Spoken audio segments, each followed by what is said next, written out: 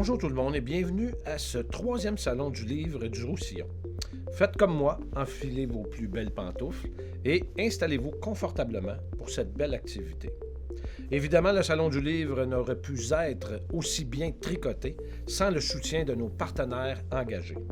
Donc, au nom du Conseil des maires de la MRC, je tiens à remercier sincèrement le ministère de la Culture, des Communications du Québec, la Caisse Desjardins de la Prairie, de l'Ouest de la Montérégie, des Moissons et de Roussillon, ainsi que de Châteauguay, les librairies Boyer, Gravité Média et Sema Média. Sur ce, je vous souhaite une très belle activité.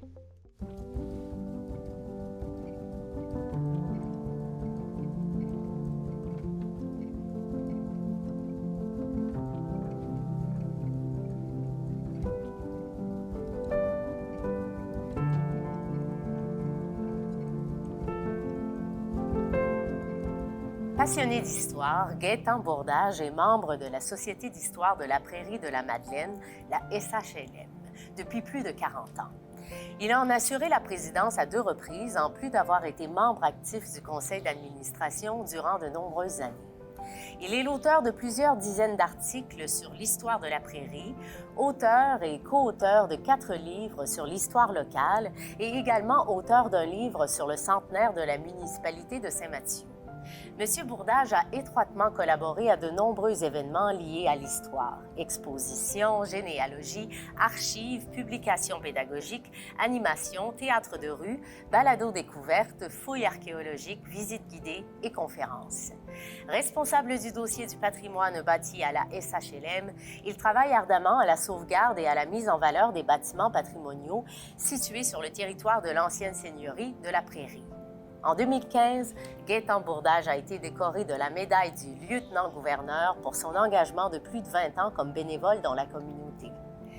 Nous vous présentons maintenant un court extrait de son livre « La Prairie, histoire d'une ville pionnière ». Ce livre raconte comment, de 1667 à nos jours, les gens de la Prairie ont abordé de nombreux enjeux liés aux défis de gouvernance et d'organisation sociale. Ce livre a obtenu la 3e place du prix Léonidas Bélanger de la Fédération Histoire Québec. Le grand feu de 1846, à La Prairie. Peu après 19 h, mardi le 4 août, des citoyens aperçoivent des flammes qui sortent d'un grenier à foin avoisinant une forge située près des bureaux de la compagnie de chemin de fer.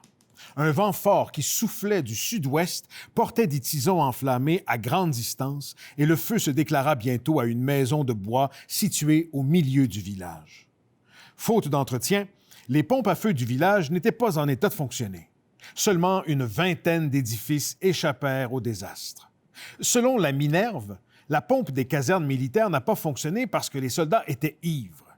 Le Montreal Witness nuance ce point de vue. Certains soldats et civils auraient profité du désordre pour piller un débit de boisson. Ils se seraient enivrés au point de ne pouvoir actionner la pompe à incendie. Dès que de Montréal on aperçut les flammes, une immense foule s'amassa sur les quais afin de venir porter secours. À cette période de l'année, les eaux sont basses et le trajet avec le steamboat Prince Albert, qui assure un lien régulier entre Montréal et la Prairie, est impraticable la nuit. D'ailleurs, le pilote, l'ingénieur et l'équipage, qui habitent tous la Prairie, avaient abandonné le navire pour se porter au secours de leurs familles et de leurs résidences. Après avoir attendu vainement le retour du prince Albert pendant quelques heures, les pompiers de Montréal réquisitionnèrent le Lord Stanley, que le capitaine Lambert a accepté de piloter pour l'occasion. Ils transportèrent leurs pompes à Longueuil, seul itinéraire praticable de nuit pour se rendre à la Prairie. L'espace manquait à bord pour embarquer les chevaux. Arrivés à Longueuil, ils eurent de la difficulté à trouver des chevaux pour tirer leurs pompes, surtout qu'un certain McVeigh refusa de prêter ou de louer les chevaux de son écurie. Les hommes ont dû tirer les pompes sur une distance de 2000 avant d'avoir accès à des chevaux. Ils arrivèrent à la Prairie vers 1 heure du matin, juste à temps pour sauver l'église construite il y a à peine 5 ans. M. Benjamin L'Espérance de Longueuil monta sur le toit de l'église pour lancer le premier seau d'eau. L'incendie du village fut finalement circonscrit à l'aube.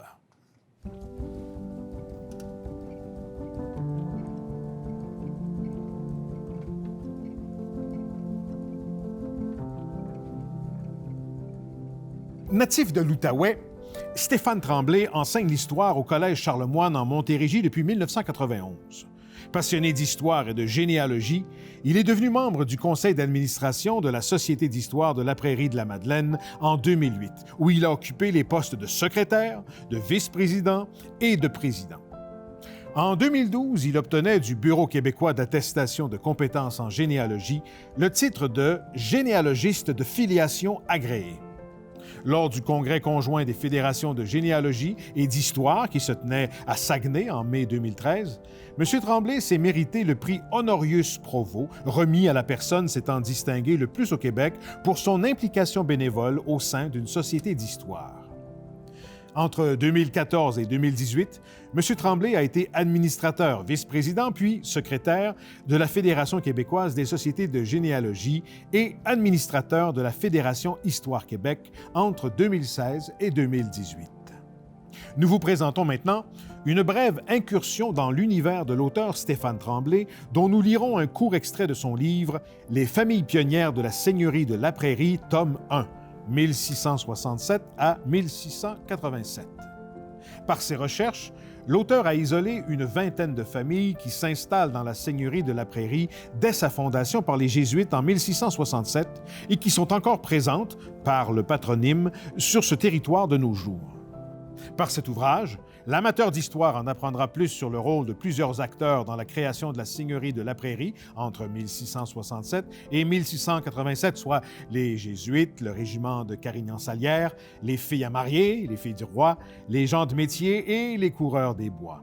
Et le généalogiste en herbe pourra découvrir le processus qui a mené à la sélection et à la description de 23 familles souches parmi plus de 75 familles pionnières. André Robidoux, fils d'Emmanuel Robidoux et de Catherine Alvé, est né vers 1640 à Santa Maria, évêché de Burgos, région de Galice en Espagne. Matelot de métier, nous le retrouvons en 1666 en Nouvelle-France grâce aux données contenues dans le recensement effectué cette même année.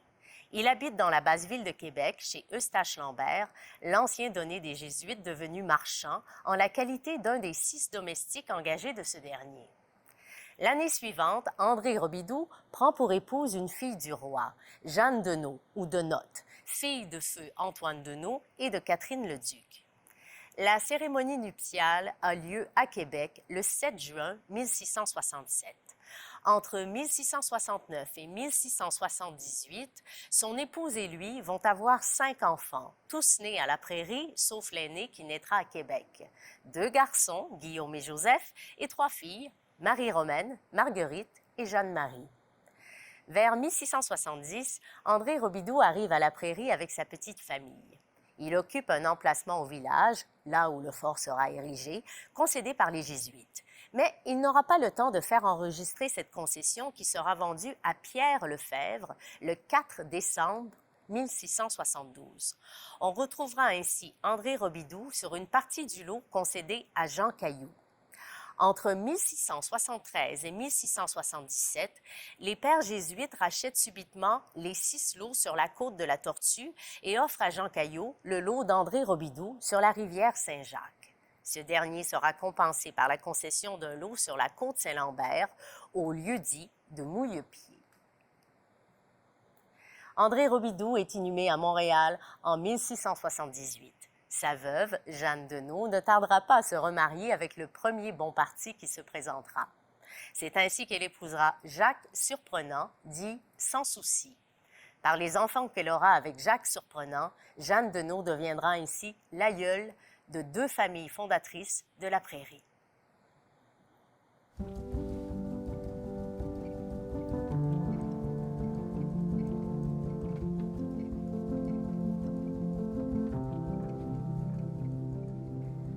Originaire d'Égypte et établi au Québec depuis décembre 1972, Absi Tafik a toujours gardé des souvenirs inoubliables de son pays natal et surtout d'Ismaïlia, sur le canal de Suez, où sa famille habitait. Depuis sa retraite, ses souvenirs lui reviennent dans sa mémoire. Amateur de livres et grand lecteur, il aime particulièrement les biographies et les livres sur des personnages qui ont influencé le déroulement des événements de la planète. Au début de juin 2010, il décida, assis à l'ombre, sous un arbre dans le jardin de sa maison, d'écrire des récits relatant sa jeunesse dans sa ville natale.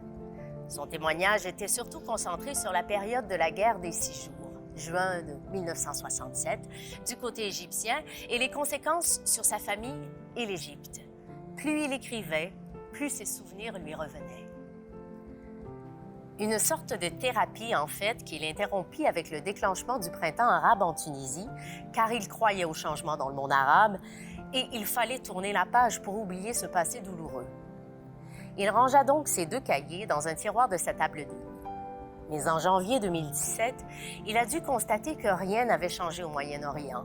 Au contraire, la situation était pire qu'avant, explosive et instable dans plusieurs pays arabes. En plus, c'était le 50e anniversaire de la guerre des 6 jours et pas de solution en vue dans le conflit israélo-palestinien. Il décida donc de ressortir les 2 cahiers pour classifier, sous forme de chapitres, les récits d'après les dates des événements, depuis la guerre des 6 jours sur le front du canal de Suez, le 5 juin 1967, jusqu'en décembre 1972, date du départ de l'auteur de l'Égypte. Guerre des 6 jours. Dimanche 4 juin 1967, le Caire, en Égypte. À cette époque, j'étais un jeune étudiant de 22 ans à la faculté de sciences de l'Université du Caire, en 2e année. J'étais né au Caire, en août 1945, de parents chrétiens et francophones. Ma famille habitait alors Ismaïlia, ville située sur le lac Timcha, canal de Suez, à mi-chemin entre la ville de Port Saïd, au nord, et la ville de Suez, au sud. Mon père était à l'emploi depuis 1949 de l'organisme du canal de Suez qui gère le trafic maritime du canal depuis sa nationalisation en 1956 par les autorités égyptiennes. Son dernier poste était chef comptable de la section des transmissions. En plus de mes parents, j'avais un frère cadet et 4 sœurs. Avec la situation de mon père, nous appartenions à une famille bourgeoise de classe moyenne. J'habitais chez ma tante au Caire à cause de mes études universitaires. C'était l'appartement de mes grands-parents maternels décédés dont ma tante avait hérité. L'immeuble se trouvait sur la rue Maharouf, au centre-ville. J'étudiais tard dans la nuit du dimanche 4 juin 1967, car le lendemain, je devais passer mon dernier examen écrit en physique. Depuis plus d'1 semaine, j'étais en pleine période d'examen et j'avais hâte d'en finir car le stress était fort. En plus, les nouvelles politiques n'étaient pas très bonnes, ce qui n'arrangeait pas les choses. La situation dans le pays était explosive et pouvait déraper à n'importe quel moment vers une guerre contre Israël. Auparavant, la Syrie, qui voyait comme une agression l'intention d'Israël de détourner les eaux du Jourdain se trouvant sur le plateau du Golan, avait demandé à l'Égypte son aide. De jour en jour, les enchères augmentaient entre Nasser, président de l'Égypte, et la classe politique israélienne, représentée par le premier ministre de l'époque, Levi Eshkol. Leurs échanges se faisaient à travers des communiqués et des déclarations à la presse. La propagande diffusée par la radio du Caire portait ses fruits. Le peuple était gonflé à bloc et voulait la confrontation. Mais l'élite égyptienne savait que la partie ne serait pas facile. L'Occident et l'Amérique ne laisseraient jamais tomber Israël. Nasser et ses conseillers les plus proches savaient très bien cela. L'évolution et le déroulement de la situation commençaient à les dépasser. Au début, Nasser bluffait en vrai joueur d'échecs qu'il était et Levi Eshkol allait d'hésitation en déprime car chacun cherchait une porte de sortie de crise honorable. La décision du secrétaire général des Nations unies de retirer les forces de paix se trouvant au Sinaï depuis la crise de Suez n'arrangeait pas les choses. Ces forces étaient stationnées du côté égyptien tout le long de la frontière pour éviter tout acte agressif de la part de l'Égypte ou d'Israël, mais elles pouvaient être retirées en tout temps à la demande de l'Égypte. Avec le retrait de ces forces, les 2 pays se retrouvaient donc face à face. Nasser en profita donc pour occuper les détroits de Tiran qui sont à l'entrée du golfe d'Aqaba, donnant sur la mer Rouge, et par où la marine marchande israélienne transitait. Israël considéra que ce blocus était une agression contre sa souveraineté. La venue inattendue au Caire du roi Hussein de Jordanie, en vue d'une réconciliation avec Nasser, avec qui il existait un froid, changea la donne.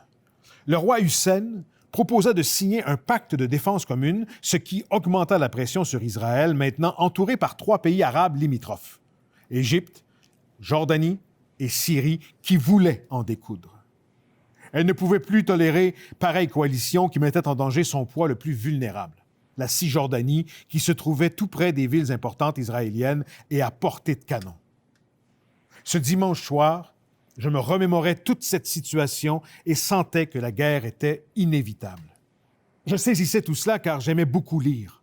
Durant mes vacances d'été, 1966, je travaillais dans un kiosque au Caire appartenant à la librairie française Hachette.